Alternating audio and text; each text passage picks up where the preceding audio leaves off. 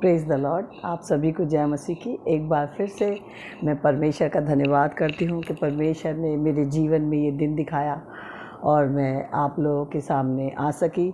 और जैसा कि गुज़रे 2 महीने से मैं बहुत आनंदित और थोड़ा सा दुखी भी हुई, क्योंकि परमेश्वर ने मुझे मौका दिया कि मैं अपने परिवार वालों के साथ मिल सकूं, उनके साथ संगति कर सकूं, उनके साथ खुशियां बांट सकूं। और मुझे बहुत खुशी भी हुई, लेकिन साथ ही साथ मुझे एक दुख भी हुआ कि मैंने अपने ख़ानदान में से एक भाई को, जिसे 2 साल पहले मैंने सुसमाचार सुनाया था, वो इस दुनिया में नहीं रहा। हम नहीं जानते कि आज हमारे पास खुशियाँ और आज हम बहुत आनंदित हैं, लेकिन पल भर में क्या हो जाता है। जैसा कि हम दुबई देश को देख रहे हैं, जिसे मैं अभी 15 दिन पहले छोड़ कर आई और अचानक से देखा कि वहाँ पर बाढ़ आ गई और लोगों ने बहुत तकलीफ़ उठाई। लेकिन उसमें भी हम परमेश्वर का धन्यवाद करते हैं कि परमेश्वर अपने लोगों की सुरक्षा करता है, अपने लोगों को ऐसी मुसीबत में नहीं डालता जो सहने से बाहर है। जैसा कि हम इस समय गलतियों की पत्री को सीख रहे हैं और गलतियों की पत्री से सीखेंगे कि पौलुस, जो कि वहाँ पर सुसमाचार सुना कर आया और उसने यहूदी गैर यहूदियों के बीच में और कुछ यहूदी लोग भी थे जिनके बीच में उसने सुसमाचार सुनाया जो पौलुस को मिला था। जैसा कि हम जानते हैं कि पौलुस को किसी इंसान के द्वारा उद्धार का सुसमाचार नहीं मिला, जबकि सिस्तफनुस, जिसे हम प्रेरितों के काम 7 अध्याय में पढ़ते हैं, सिस्तफनुस ने जो कि कहा कि जिस मसीहा को इब्राहिम और हमारे बाप दादाओं से जिसे भेजने का परमेश्वर ने योजना बनाई थी, उसी मसीहा को तुमने घात कर दिया। और उस समय भी शाऊल वहाँ पर था, जो जिसे आज हम पौलुस कहते हैं, लेकिन उस समय तक उसके अंदर यहूदी बात था, उसके अंदर यहूदी की शिक्षा, यहूदियों की शिक्षाओं का इतना घमंड था उसके अंदर कि वो उससे बाहर नहीं निकला था। लेकिन जब हम देखते हैं प्रेरितों के काम 9 अध्याय में, तो यीशु मसीह ने खुद उसे कहा कि हे शाऊल, तू मुझे क्यों सताता है। और तब उसकी आत्मिक आंखें खुली, और जब उसकी आत्मिक आंखें खुली तो वो रुका नहीं, बल्कि और दमिश्क के और आगे चला गया और जाकर उसने मसीह का प्रचार किया। और जब वो मसीह का प्रचार वहाँ करके आया, जो कि हम गलतियों की पुस्तक पढ़ते हैं कि ये खत जो उसने लिखा था, उसने कहा मुझे बड़ा दुख होता है, मुझे बहुत आश्चर्य होता है, जो कि मैंने जो तुम्हें सुसमाचार सुनाया, पौलुस को जो सुसमाचार मिला था और पौलुस ने जो सुसमाचार वहाँ पर बांटा था, वो ये था कि यीशु मसीह हमारे गुनाहों के लिए मारा गया, गाड़ा गया और तीसरे दिन मुर्दों में से जी उठा, जिसका लिखा हुआ हमें 1 कुरिन्थियों उसके 15 अध्याय उसकी 3 आयत से हमें मिलता है कि यही गुड न्यूज़ जो थी पौलुस को मिली थी, और यही गुड न्यूज़ पौलुस जो था लोगों में बांट रहा था। लेकिन जब उसने देखा कि वहाँ तो जिन्हें मैं ये सुसमाचार सुना के आया हूँ, वहाँ तो दूसरा ही सुसमाचार आ गया, वहाँ तो लोगों के बीच में एक ऐसी गड़बड़ी आ गई जिसे पौलुस ने जब सुना तो पौलुस ने कहा मुझे तो बहुत आश्चर्य होता है, जिसके लिए लिखा है गलतियों 1 और उसकी 6 आयत में लिखा, मुझे आश्चर्य होता है कि जिसने तुम्हें मसीह के अनुग्रह में बुलाया उससे तुम इतनी जल्दी फिरकर और ही प्रकार के सुसमाचार की ओर झुकने लगे। आज चर्चों में भी ऐसा ही हो रहा है।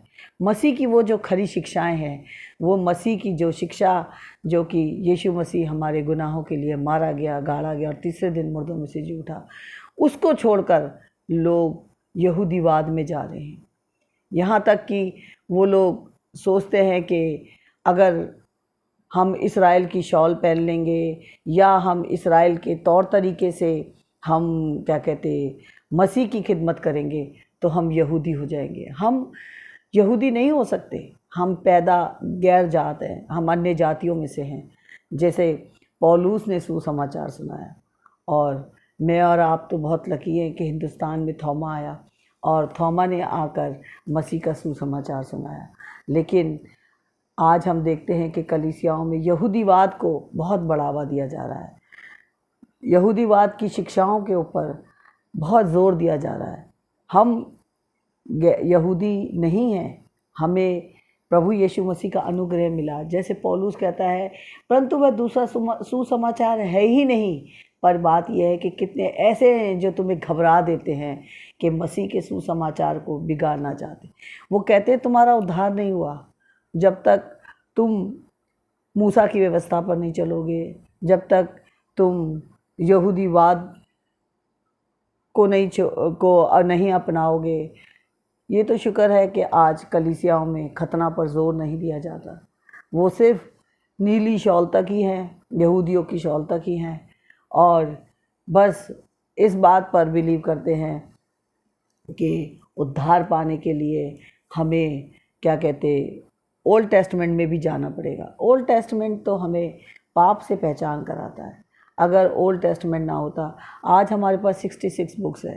पौलुस के हाथ में 66 बुक्स नहीं थी, लेकिन पौलुस जो था वो जो तोरा वो पढ़ता था, उसमें से लोगों को बताता था, और उसको जो प्रकाशन मिला था वो यीशु मसीह के द्वारा मिला था।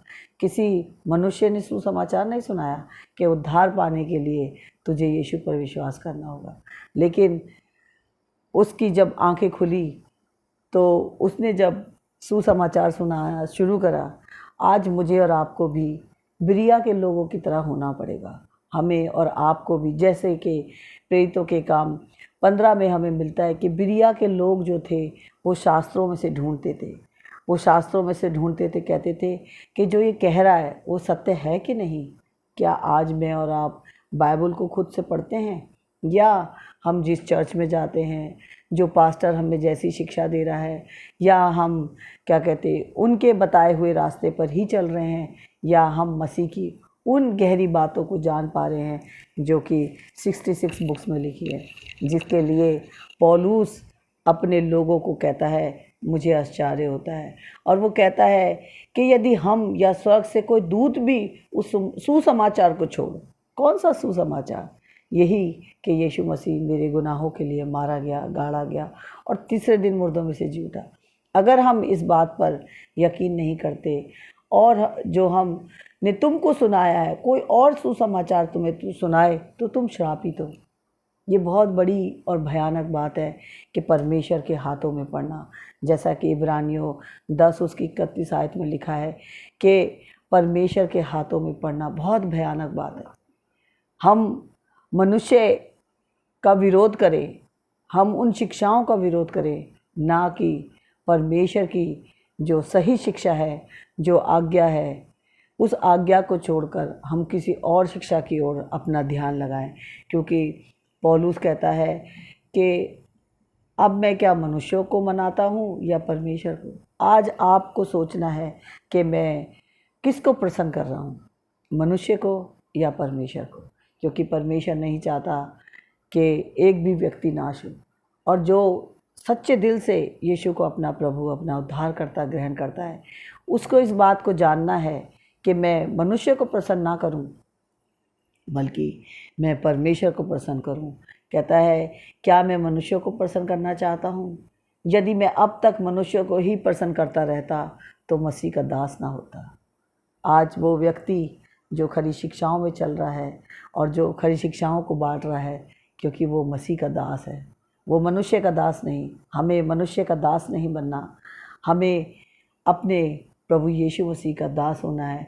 क्यों? क्योंकि इसी बात के लिए पौलुस की जब आंखें खुल गई तो उसने क्या कहा, मैं जो पहले, वो कहता है 14 आयत में लिखा है, गलतियों 1 उसकी 14 आयत में लिखा, अपने बहुत से जातिवाद वालों से जो मेरी अवस्था के थे, यहूदी मत में अधिक बढ़ता जाता था और अपने बाप दादाओं की परंपरा के लिए बहुत ही उत्साहित था। इतना उत्साहित था कि मसीह पर विश्वास करने वालों को घसीट घसीट कर मारता था। लेकिन वो ये नहीं जानता था कि उसे परमेश्वर ने माता के गर्भ से ही चुन लिया था। कहता है कि परंतु परमेश्वर की, उस परमेश्वर की जिससे हमारा मेल के लिए प्रभु यीशु मसीह आए, उस परमेश्वर के पास ही हमें जाना है। क्योंकि मृत्यु के बाद हमारा न्याय होना है, और जिसके लिए पौलुस कहता है परंतु परमेश्वर के लिए बहुत ही उत्साही था, परंतु परमेश्वर की जिसने मेरी माता के गर्भ ही से मुझे ठहराया और अपने अनुग्रह से बुला लिया। आज वो व्यक्ति जो मसीह का प्रचार कर रहा है, उसके लिए परमेश्वर की योजना माता के गर्भ से थी। मैं और आप जो मसीह की खरी शिक्षाओं में बढ़ रहे हैं और मसीह की खरी शिक्षाओं को लेकर चल रहे हैं, ये परमेश्वर की योजना माता के गर्भ से थी। हम और आप जो कि बहुत समय बाद आज प्रचार कर रहे हैं, आज मसीह की शिक्षाओं को फैला रहे हैं, लेकिन मुझे और आपको परमेश्वर ने चुना था। मुझे और आपको परमेश्वर ने माता के गर्भ से ही चुना था, लेकिन मैं और आप भटक गए थे। लेकिन परमेश्वर की निगाहें मुझ पर और आप पर लगी हुई थी कि हम सत्य को जाने।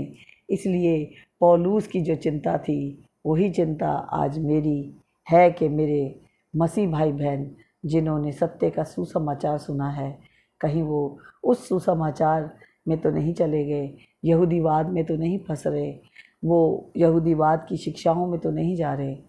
यहूदीवाद से प्रभु ने हमें निकाला है। हमें परमेश्वर ने उन सब बातों के लिए जो इस्राएलियों के लिए लिखी थी, जो ओल्ड टेस्टामेंट में लिखी थी, वो एक छाया थी जिसको परमेश्वर ने हमारी आंखों को खोला।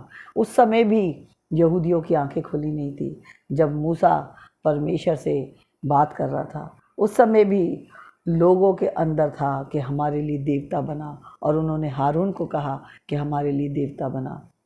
और कहीं आज हम भी तो उन गलत शिक्षाओं में पढ़कर एक मूर्ति पूजा का काम तो नहीं कर रहे। उन गलत शिक्षाओं में बढ़कर हम अपने लिए कोई मूर्त तो नहीं खोद रहे, क्योंकि परमेश्वर मूर्ति पूजा से नफरत करता है। और परमेश्वर नहीं चाहता कि हम खाली सुनी सुनाई बातों पर यकीन कर लें, बल्कि हमें न्यू टेस्टामेंट पढ़ना है, जो हमें अनुग्रह दिया गया है। हमें अनुग्रह इसलिए दिया ताकि पिता से हमारा मेल हो सके, और इसी मेल के लिए मैं भी चाहती हूँ कि मेरे जो भी भाई बहन इस समय मेरी वीडियो को देखें, सुने, वो बाइबल को पढ़ें और गलतियों की पुस्तक को, जिसके 6 अध्याय हैं, जैसा कि आज पहला अध्याय मैंने आपके साथ शेयर किया है। और पौलुस की चिंता यही थी कि उसके लोग जो है वो दूसरे सुसमाचार पर विश्वास ना करें, क्योंकि जो लोग दूसरे सुसमाचार पर विश्वास करते हैं वो श्रापित हैं। क्योंकि वचन में लिखा है कि 8वें अध्याय में पहली बाब और उसकी 8वीं आयत में लिखा है, यदि हम या स्वर्ग से कोई दूत भी उस सुसमाचार को छोड़ जो हमने तुमको सुनाया, कोई और ही सुसमाचार तुम्हें सुनाए, तो श्रापित हो। हमें परमेश्वर का श्राप नहीं, बल्कि उसका अनुग्रह की ज़रूरत है। क्योंकि वो कहता है, जैसा हम पहले कह चुके वैसा ही मैं अब फिर कहता हूँ कि उस सुसमाचार को छोड़ जिसे तुमने ग्रहण किया है, यदि कोई और सुसमाचार सुनाता है तो श्रापित हो। वो भी श्रापित है जो कि किसी और सुसमाचार को सुनाता है।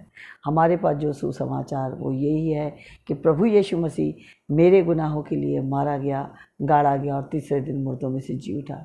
आज प्रभु यीशु मसीह, जिसे हम एक ऐसा देखते हैं कि एक बालक की नाई और एक ऐसा हलीम और नम्र देखते हैं, लेकिन हमें प्रकाशित वाक्य के अंदर यीशु मसीह जो दिखाई देता है वो इस तरह का दिखाई देता है, जिसे प्रकाशित वाक्य 2 और उसकी 18 आयत में लिखा है कि परमेश्वर का पुत्र, जिसकी आंखें आग की ज्वाला के समान और जिसके पांव उत्तम पीतल के समान है, वह कहता है कि मैं तेरे कामों को, तेरे प्रेम और विश्वास और सेवा और धीरज को जानता हूँ, और ये भी जानता हूँ कि तेरे पिछले काम पहले से बढ़कर है। आज परमेश्वर हमारे कामों को देख रहा है कि आज हमारे काम कैसे हैं। यीशु मसीह वो जो प्रेम करने वाला, जो दया करने वाला और नम्र था, जो इस्राएल में घूम रहा था, आज वो प्रभु यीशु मसीह एक ऐसी आँखों से हमें देख रहा है जो न्याय की आँखें हैं। ऐसे पीतल के पाँव हैं जो कि हमें सत्य में चल रहे हैं, उसकी आज्ञा को मानना है। उसकी महान आज्ञा है कि जाओ और जाति जाति में सुसमाचार सुनाओ। मुझे मौका मिला इंडिया में भी सुसमाचार सुनाने का, मुझे मौका मिला दुबई में भी सुसमाचार सुनाने का, और परमेश्वर यही चाहता है कि हम जहाँ भी जाएं हम प्रभु का सुसमाचार सुनाना ना छोड़ें। आप सभी को जय मसीह की। God bless you.